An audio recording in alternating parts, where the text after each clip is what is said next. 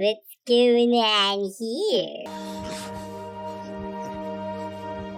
I promised you, didn't I? That I'd show you a nightmare beyond the horrors of hell. You don't have a fucking dick.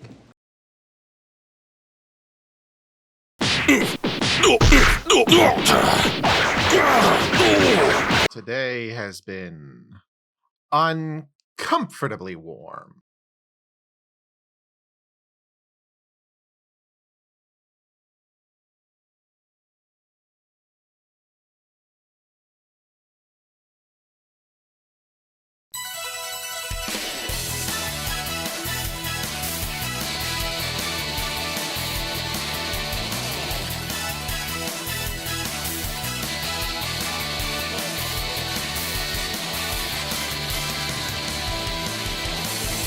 Tommy above. The English language is home to roughly over 1 million words just laying there at our fingertips, and yet that's scarcely a modicum of what I require to describe how much I fucking love Dragon Ball. It means the unlimited multiverse to me. Piffle, I tried sitting here and doing the cliche video essay thing where I waxed romantic about the first time I watched the show, how I changed the channel to 33 one fateful day, and I saw Goku do the Katamadantis dance, and it changed my life forever at the age of 5, and I quit drinking, but I physically can't do that because, quite frankly, I could not tell you the first time I watched Dragon Ball. I could tell you the first time I watched Star Wars.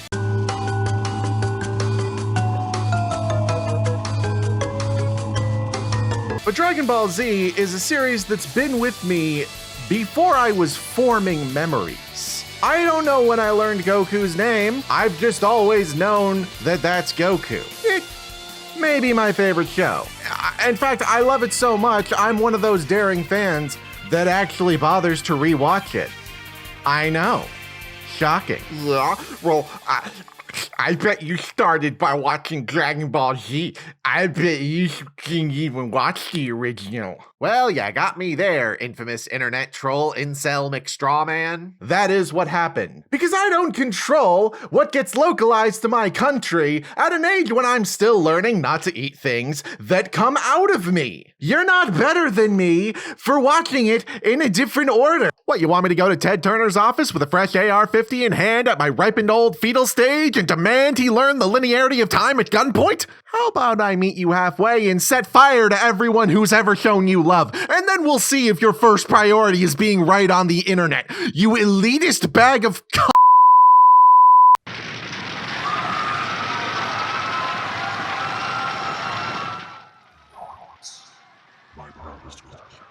Also, Audacity is telling me that my recording has peaked very much, so I apologize for that. Despite having to deal with an ungodly obnoxious fan base, regardless of what side you look at, nuclear take, I actually think both shows are good.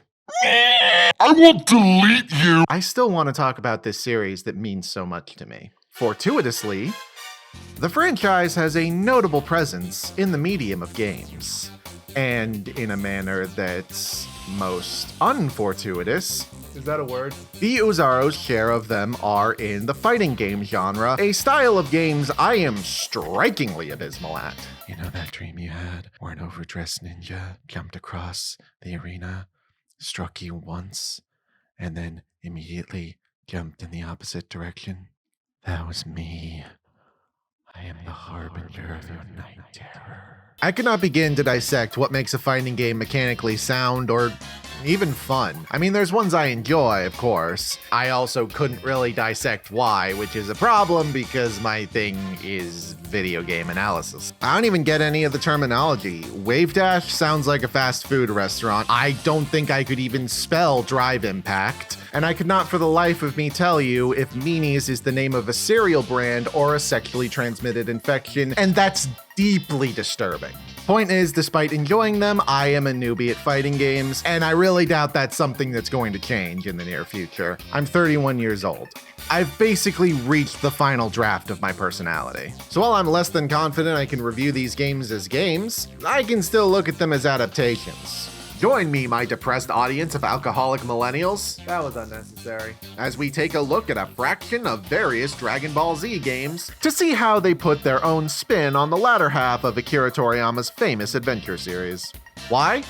Because quick tip for my fellow aspiring YouTubers, sometimes you just need to write a video that no one on this planet has any objective reason to care about except for yourself. Follow your dreams, you beautiful and weird amalgamation of water, skin, and cells. Did I say that right?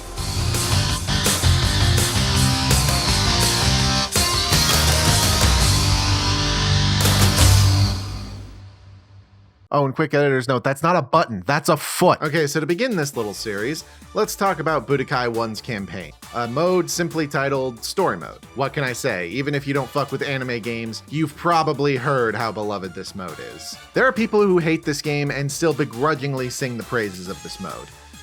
I might be one of them. Stop blocking, you cock! And as a result, I'm not sure there's much I can add to the conversation. This is just a pretty solid campaign. I suppose all I can really do is give you my experience playing this mode to show you what it means to me. Let's go through the time warp.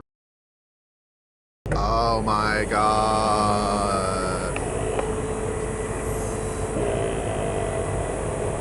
Dragon Ball Z had long since wrapped in North America when I was finishing up elementary school, and I just wasn't feeling GT.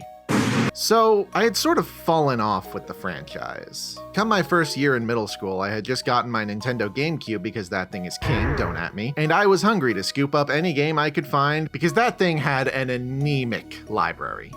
You just said it was the king. You contradicted yourself, genius. I'm sorry, I didn't quite catch that. Could you come a little closer? Oh yeah, certainly.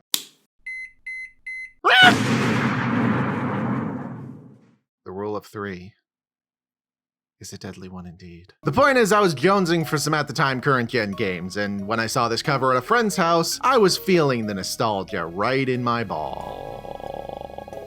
So after borrowing it from him with full consent, I popped the diskette into my GameCube and immediately I did not kill him! I popped the diskette into my GameCube and immediately remembered my love of Dragon Ball.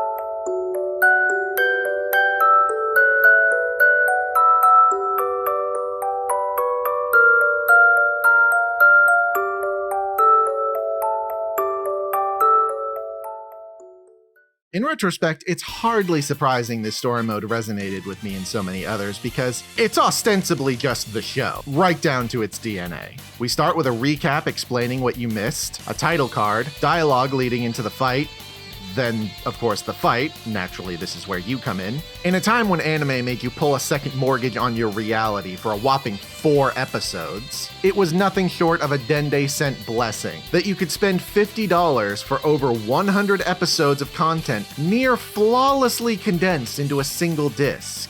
Now, with the number of times this and so many other shows have been half-heartedly recreated with lifeless PNGs spewing only the necessary dialogue to vaguely set up an action scene while cycling through a series of basic expressions, it's mind-blowing to go back to the way Budokai painstakingly remade whole scenes from the show. They weren't perfect, but you could tell they did their frickin' homework. There's even a few small details that enhance certain scenes, like Vegeta having a laugh at Cell's punk ass after signing his death warrant. There's just something so monumental about seeing the prideful Saiyan Prince brag that someone else is about to kill his enemy. Oh, and let's not forget... wow. My keyboard is just...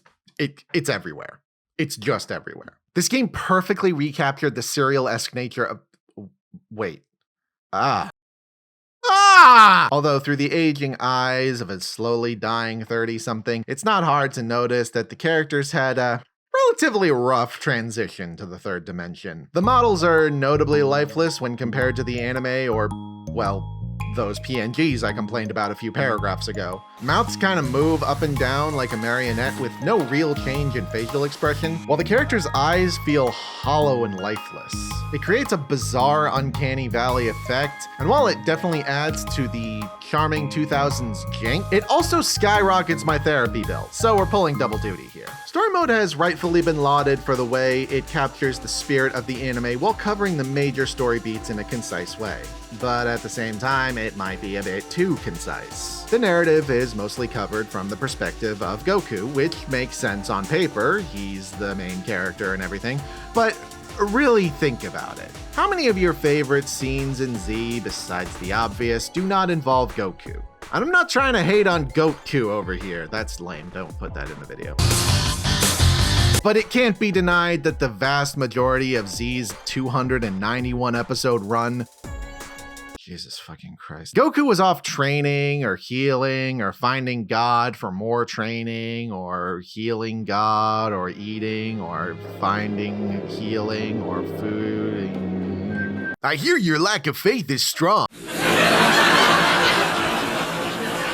Which means I am morally justified in paralyzing you from the waist down. I'm not really following. As I'm sure you can imagine, this leads to some rather glaring omissions from the story, such as all 4 of Frieza's transformations being relegated to a choppily edited recap, or the fucking goat having his colossal fuck you to power scalers everywhere just completely thrown out the window. I hate everything about this. There are also some inoffensive but straight up bizarre oversights, like the cutscene where Goku goes Super Saiyan for the first time. I'm going to assume that you're familiar with the order of events. Frieza wounds Piccolo, kills Krillin, Goku gets butthurt, and then peak fiction happens.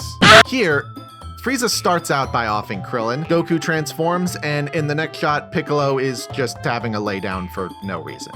Hi, this is editing Nate. I had a weird Mandela effect, and I thought in this shot, like next to Gohan, you could see Piccolo's leg, like in the frame, implying that he was stricken down.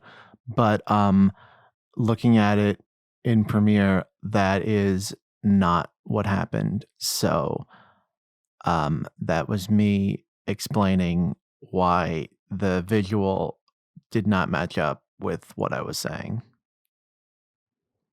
The pace is particularly egregious during the Android saga, wherein Goku is either bedridden or in a pocket dimension beating his child.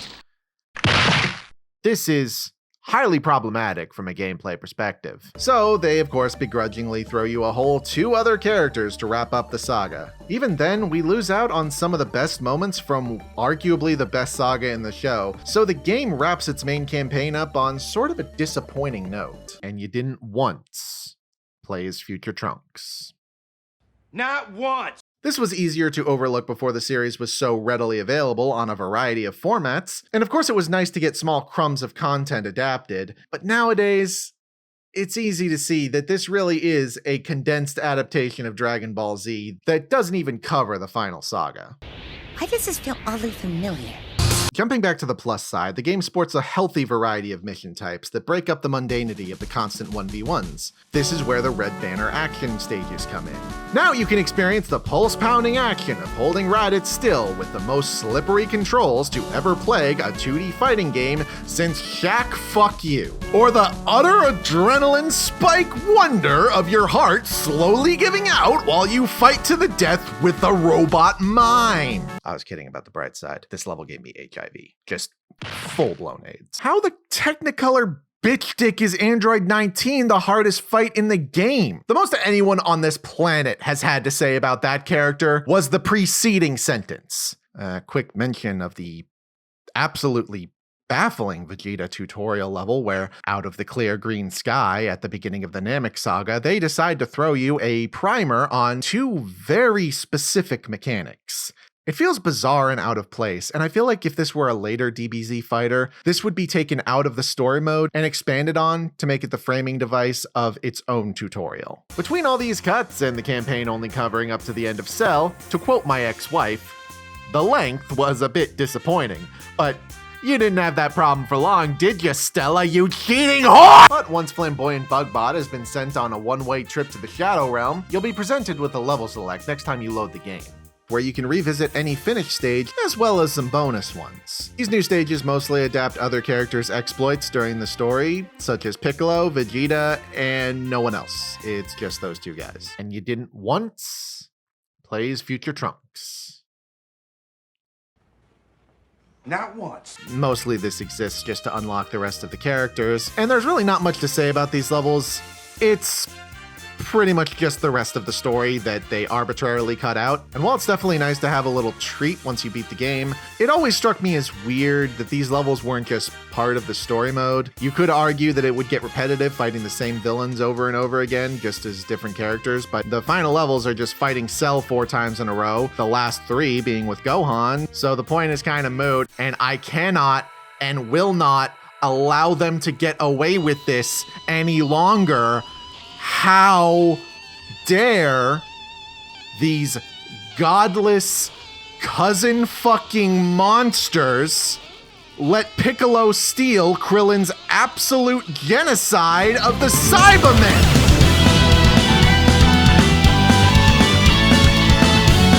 I am a Dragon Ball fan. That implies a degree of patience. I have dealt with the vile slander of this absolute cad. I've brushed it off. I've even laughed at it. But this, my friends, is a bridge too far. You think I won't find you? We're also introduced to a staple feature of the Dragon Ball games, the What If mode. A series of bonus levels that made small changes to the events of the show that domino into completely different stories. Unfortunately, in regards to Budokai the First, they aren't overly creative. It's pretty much your bog standard what if show, but bad guy was one. I mean, at least for the first 2 arcs. I should give mention to that time Yamcha was the final boss, whom you fought as a Cell Jr. with jaundice. I want to go home. But despite all the alternate reality goodness that this and other games produced, it's really the only game to show the actual events of the Cell games. When the world champion Hercule Satan took to the ring to show this punk-ass bug bitch a taste of the legendary Satan Fist, all these wannabe fighters with their fancy lights and tricks are just posers, mere ants that can't hope to stand up to Hurricane Satan. I hope you at home are recording. And then I lost to a Cell Jr. and didn't feel like trying again, so the bid is over. I'm done. We're done with this video now. I'm Bulma. It's pretty easy to forget with the sheer overwhelming volume of times we've had to play through the story of Z, to the point where Raditz Taboo has become something of a shorthand for it. But the main campaign of Budokai 1 is something of a pioneer. Sure, the crux of this video has been me bitching about things that it cut, but at its core, this is a very affectionate tribute that reawakened the weeb sleeper agent that is currently speaking to you. Plus, if you're still disappointed that this game stopped short of the final arc, well, don't tell anyone, but I hear rumors there's a sequel. And, oh, would you look at that cover? I think I recognize that pink demon in the background. I can't wait to see how this flawless format is used to retell DBZ's most recent arc, and may I ask, sir, what the absolute fuck is this Mario Party bullshit? You can't bite that woman's skull.